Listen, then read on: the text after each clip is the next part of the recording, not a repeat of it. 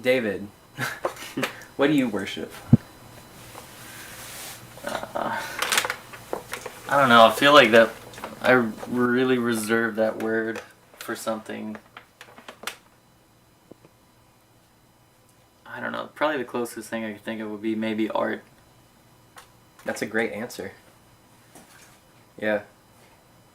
When you say art, is it the art itself or the artist, or both? I would say the art, The art. artistic expression, and the art itself. So that's actually really deep, because you worship something blatantly made by man. Not necessarily. I mean, it really depends on how much you want to stretch the word art, but You I could can say even it's see divinely inspired or art channeled. in nature, and art in Okay. symmetry and geometry. So actually, so... Maybe I'm stretching the word too far, though. No, that's an interesting topic. No, really, because art is based on perspective. Okay, You know. so let's get down into this some more, because that's really interesting. What is art? Because when I think about art, I think it implies intention. It's someone intentfully trying to get a message through to someone. Without intention, is it really art? What do you guys think? I mean, nothing is done without intention. So, if you just saw something that looked pretty out in nature, is it really art? Art.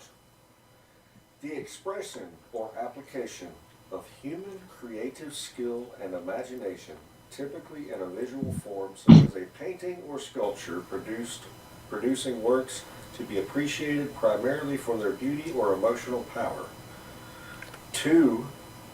The various branches of creative activity, such as painting, music, literature, and dance. Okay, so by those definitions, it's exclusively human. So, and it's exclusively by design. So, unless you're implying a creator who has sort of human characteristics, then nature wouldn't necessarily be art. Then.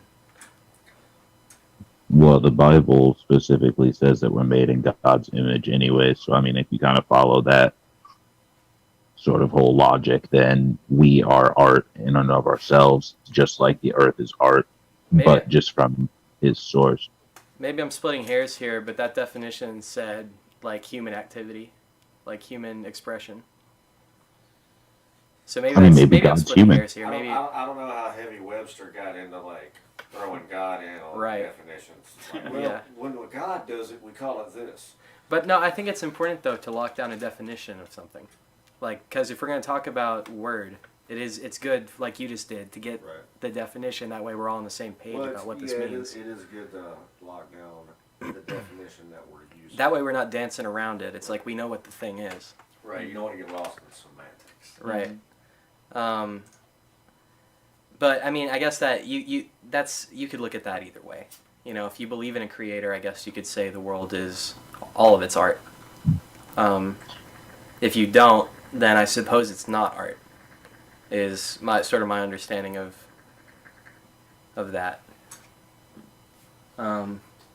So do you think in order for nature to be art, there has to be a creator? By that definition, I guess so. But intuitively... Well, I guess by that definition, it wouldn't be either, because God isn't a person. I think what people mean when they say finding nature, art in nature, it is the human that is seeing the nature as the art. And that's like if you paint something, you know, Bob Ross was probably not necessarily painting entirely out of memory when he was painting those scenes, but he was painting out of memory of what that would look like. Yeah. So he was finding art in nature because he was using nature. It's sort of like saying you find inspiration. Right. Okay. Do you feel like that would be a more accurate way to say when people say art in that context? It's more like a poeticism? Right. It's something Okay. that humans find inspiration through. Mm-hmm. Okay. Well, I think we cracked the case on that one.